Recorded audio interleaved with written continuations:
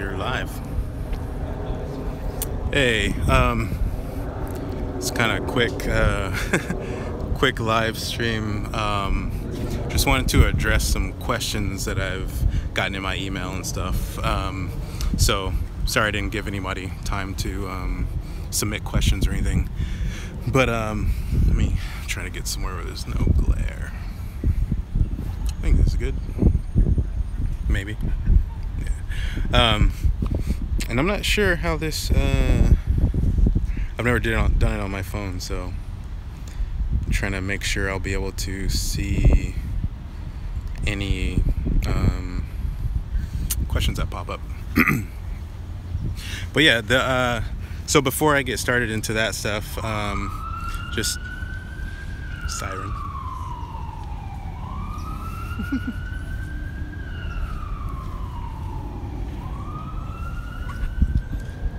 There's always some commotion.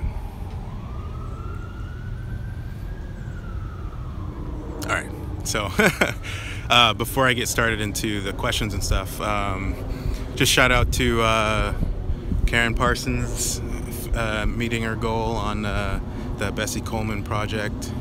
If you guys haven't seen it, just go to Kickstarter. You can search for her project, and also Matthew Cherry, who's the Hair Love project, is on Kickstarter right now. If you want to search for that and donate. Bessie Coleman project, although it's been funded, there's still stretch goals and things like that, so still feel free to chip in what you want and help make even future films happen, and I'm sure they'll talk about some stretch goals there. And yeah, so also it's just good seeing projects like these pop up, especially just for the industry, like seeing more I guess representation, for hey everybody, I see your comments popping up. Representation in the industry for minorities and women, and just everything like that. It's just it's good. It's it's unfortunate that a lot of these have to be done more independently, but that's just going to push and allow it to happen more on a larger scale, which it's already been happening too. So I don't know if you guys have seen the the teaser and the trailers for Coco, but yeah, that's another one that's happening on a large scale. Hey, I see your comments, but I'm not sure if I can get back to them. Let me see. If any questions pop up, I may have to ask you guys to repeat them. But yeah, so yeah, the questions. So the one of the first one I was going to address was someone was asking me about my I guess my schooling before getting into the industry, and I guess like what I would have done differently, because I did kind of there wasn't necessarily time wasted, but there was definitely a feeling later on that I could have done this or that differently, but because I went to a college for about a year, and it ended up not being what I needed it to be for me.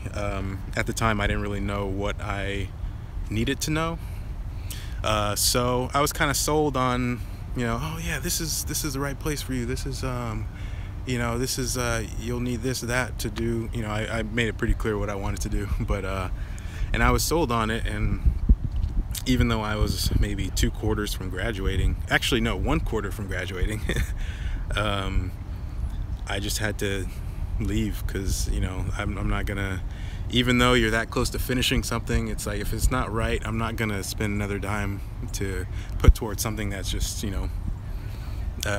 not gonna be what I ultimately want.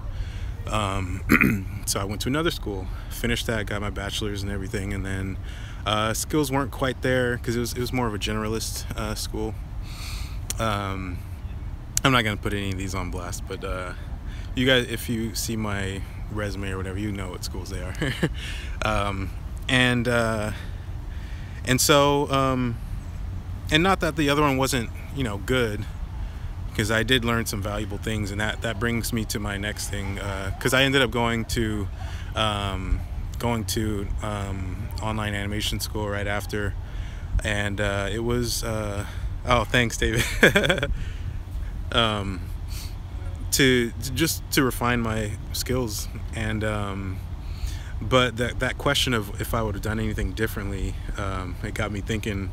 And I know other people, I've had conversations with people about this stuff before, where, you know, they kind of felt like they should have just done that last thing and just, you know, been finished with it. But it was, you know, during the times when I wasn't able to get animation work, there was other, you know, there was work that I was able to get for those skills that I got through those other schools. You know, there was, it says poor connection. Maybe it's a tree. Let me get somewhere. Okay, looks like it may be better. It still says poor connection. Hopefully you guys can still hear me well. Actually, yeah, say in the comments, is my connection okay, or is it like choppy? I can't really tell. We see and hear you just fine. Okay. Doesn't seem like it kind of flashed off the poor connection sign. It went off and then it came back on. Okay, well, it says looks fine, so all right. So yeah, that question and the conversations that I've had, where people feel like they could have just done that last thing and been done with it. Gotta stand still. Okay, so do this. No. But yeah,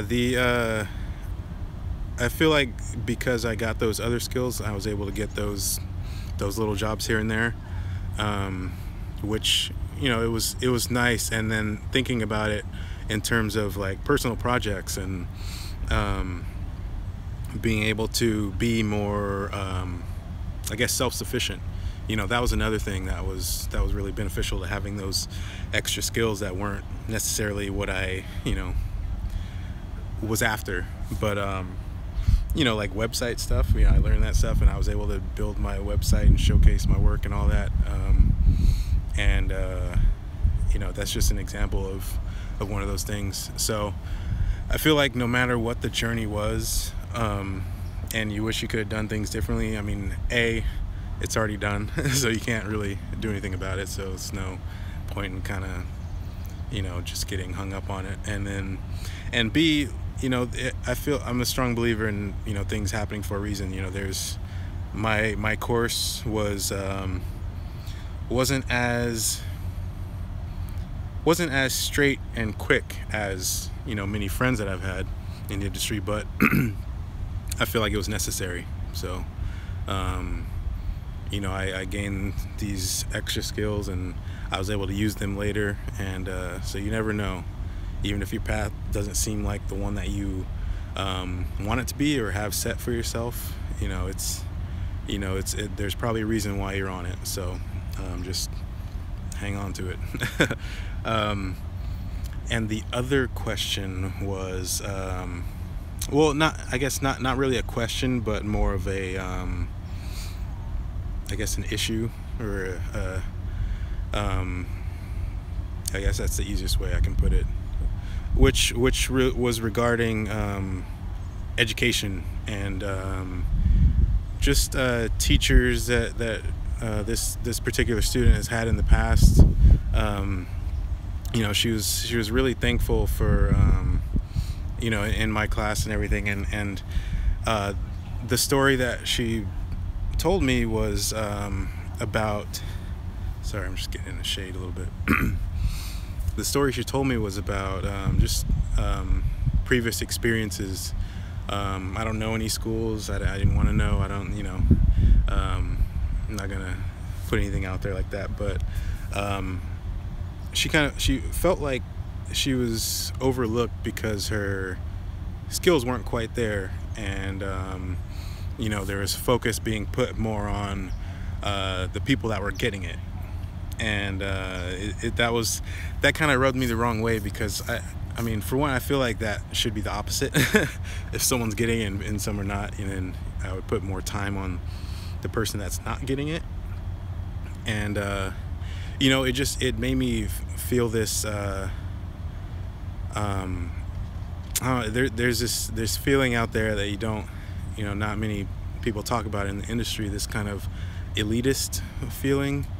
If people are at certain studios or they're at a certain point in their careers, they can have a little bit of a big head about it, and not many people talk about it, but it's there, and I feel like people should know if they're getting into the industry, and there's you're gonna run into that. So I feel like that was kind of one of these cases here where you want to work with the one that's really killing it, and they're doing good stuff, and and I get it, you're honing in on making sure that they're right there, and you want to help them get that polish, that extra something in the shot, and but you don't leave the person hanging on the side.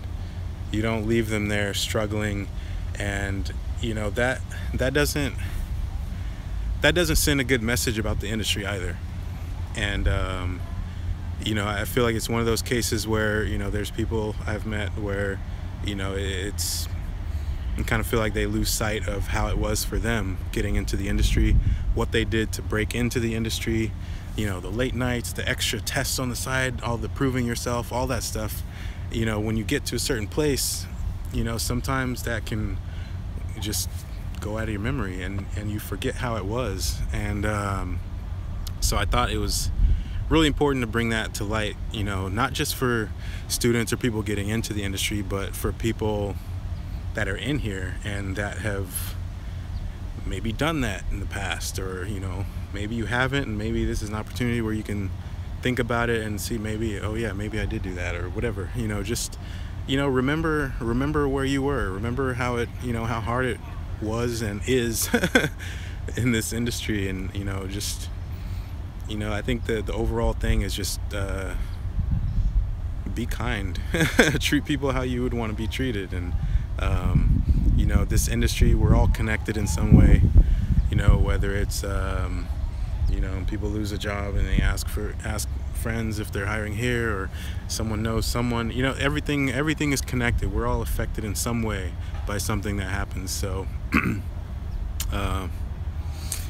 that's all I had to say on those things. So if anyone had any questions that are here, feel free to throw them out there. It still says poor connection, but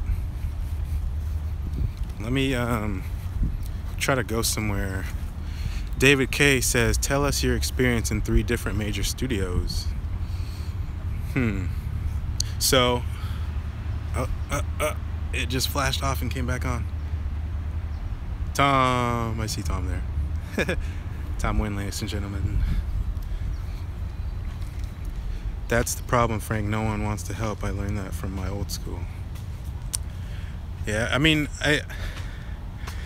it's hard. Like, I disagree and I agree.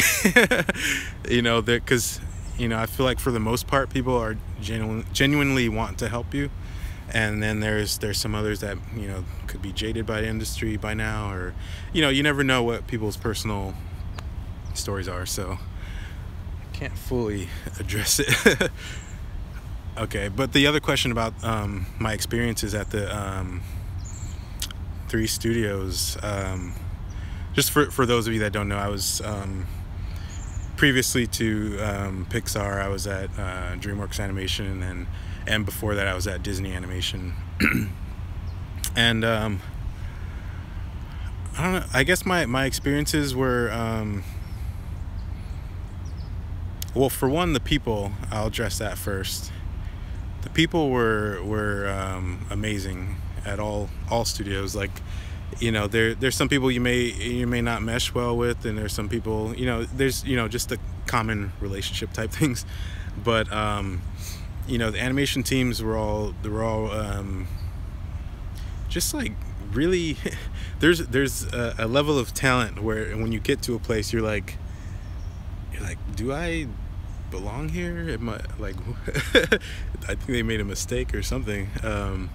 There's that feeling that arises, and I don't know if I don't think I'm alone, but I know there's some people that have mentioned that, and but you never know. But that's how I've felt in certain instances. We all look at our own work differently, so you don't really know what other people see in it, or what they see in it, or whatever.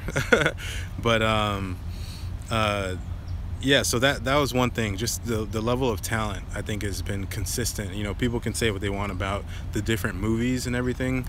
One studio making better movies and this one making this type of movie and all that kind of stuff. But the bottom line is, like, the people working on the movies, we're not in control of the story. So as an animator, we can offer feedback and all that after screenings, but we don't drive that stuff. We just bring stuff to life that they want brought to life. So I feel like the talent level has been all up here at all places, and I think culture-wise, there's slight differences in culture, I feel. It's hard to pinpoint what it is exactly. I think it's just I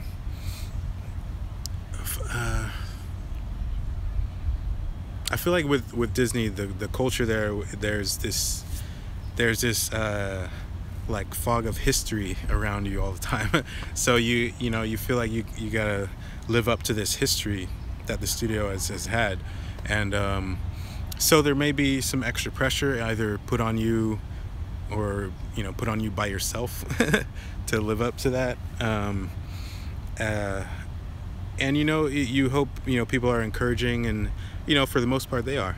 And there's same thing at DreamWorks. DreamWorks has been around for 20 plus years. And yeah, they have a history. Same with Pixar. And I feel like with Pixar, I feel like a lot of the people that were here when they started are still here. So there's a lot of veterans walking around that've been here from the beginning, and they have some stories, and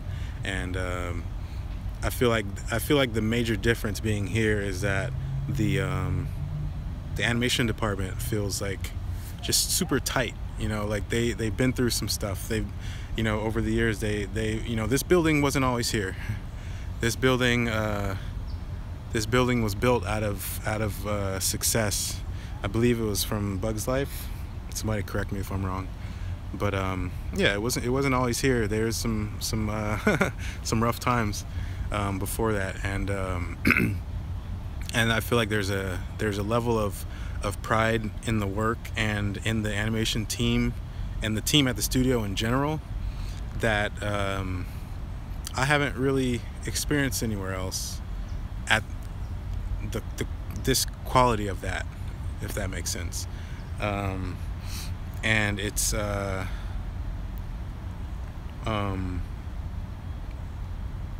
and at the same time, like there's a level of humility with it as well, which is refreshing. So and that's not saying anything bad about any other studio. It's just my difference of experience being here. So there was another question that popped up, but I missed it.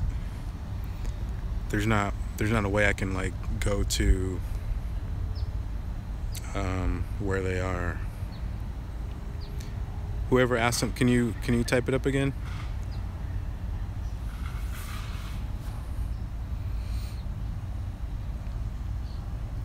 Do you think getting a bachelor's is necessary or essential to be successful in the industry, whether a freelancer or not? Okay. Oh, that was Matt's question. No.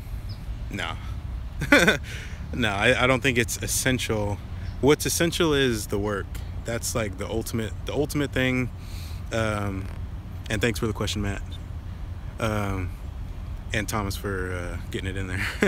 It's the work is ultimately what's going to get you the job and what's going to progress you. It doesn't matter. Like the education is good because of you know, you need to learn this stuff. But you know, there's some self-taught animators out there too. I mean, I feel like with that, it takes a lot longer to get there. But with the resources that are out there now, I think, you know, it's definitely possible to go that route. But yeah, it's the work, man. I wouldn't worry about education in the sense of that you need to have this type of diploma or this type of degree or whatever. It's good to have in terms of you know, there's different jobs that would actually require that, especially if, you know, down the line you want to teach at a university or something like that. You know, it's good to have your bachelor's or master's degree. But as far as like, you know, production work, they still look at that, but they're also the work is the main thing. So yeah, just make sure, you know, whatever college you're at, whatever, you know, because I know everyone can't afford, you know, CalArts and, you know, these schools that are a little more on the pricey side, and there aren't that many options for some people as far as like scholarships and things. So, you know, don't feel discouraged if you can't go to like a certain type of college that with a level of prestige. You know, you can still, you know, just focus on cranking out good work. All right, hopefully that answers the question. Matt says, I'm 21, been animating for 6-7 years, just got my associates in film. A lot of people say it's kind of a waste. Uh-oh, comments going by. Thanks for the answer. Do you feel different? You feel different in animating on Boss Baby and Coco? Yeah, definitely. It's I mean, they're two different films, so, you know, there's a different style of animation where Coco's a little more natural. Boss Baby had a bit more of a mix in, you know, in that Timmy was a little bit more on the natural side and Boss was a little bit more on the exaggerated side. So you kind of, depending on what kind of shot you have, you gotta, you know, kind of switch brains, I guess. Animators have different brains, by the way, just so you know. No, but yeah, that's the main difference in my opinion. Aside from, you know, the story, it's Coco's the story has much more I guess layers to it in depth. Say Sith War says, so I had an animation training, but at school I went for modeling. Should I retake animation course? Well, I wouldn't just retake animation courses because of the school doesn't, you know, they're not, I guess, known for that kind of stuff. I would retake them if you feel like your skills aren't at a level where you want them to be, and based on feedback you've gotten, if you know, people in the industry or wherever, you know, feels like you need to, you know, push on stuff, then I would definitely do it in that case. I saw another question that I missed.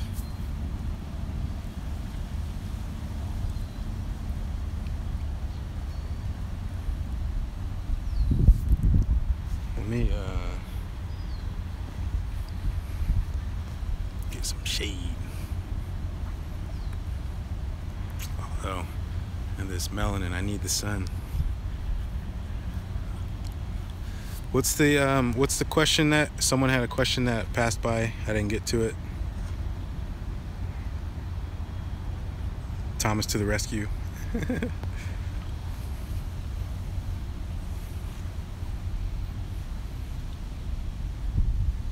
I saw it and I started to read it, but I'm trying to remember what it was. Oh, maybe it was Thomas that had it. I have a question. Do you think you get hired at Pixar for the things you know or the things you can learn and grow, develop? I feel like there's a bit of that. There's a bit of the hiring in terms of potential, and but I think ultimately it does matter with the work. But yeah, it's the work and mainly the ideas. I feel like the ideas are more important than like the level of polish. I mean, that stuff is still important too, but your ideas are what's going to be the thing that you carry over from film to film. So knowing like what I guess what you bring to the table personally in your work, and you know, I guess, how you think about certain shots, or think about a certain what's it called, I guess just an experience in your life, and how you interpret that, how you put that out in animation. That stuff is important, because that's what's going to bring that extra spark to the work that you do on each film. So Jennifer Gustafson, being in the industry for a while, is there a good way to ask someone if they're willing to mentor you? But it disappeared.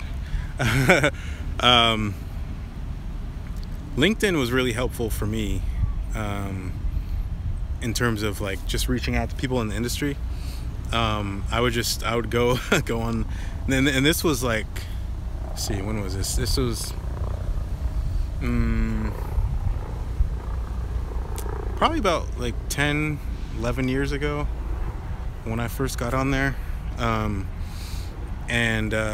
Yeah, I would go there. I would look for animators on a certain that's working at a certain place that I wanted to be, and then I would just see if they had a website, and then I would see if they had an email that was online, and then I would just reach out to them. And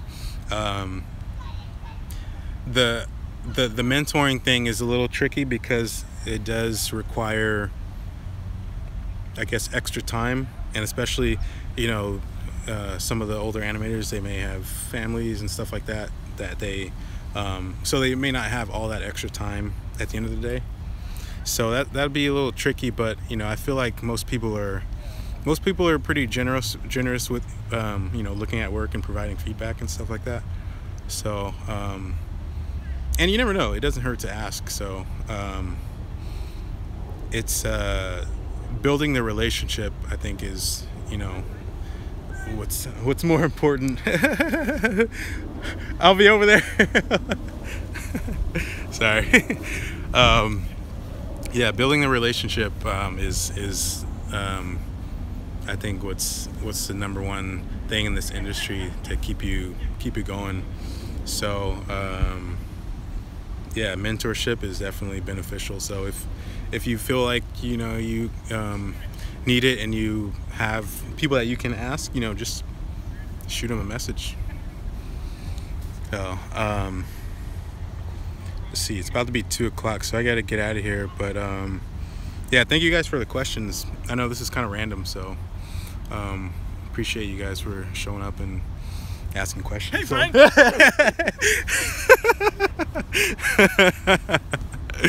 All right. Well, I'll see you guys. Thanks.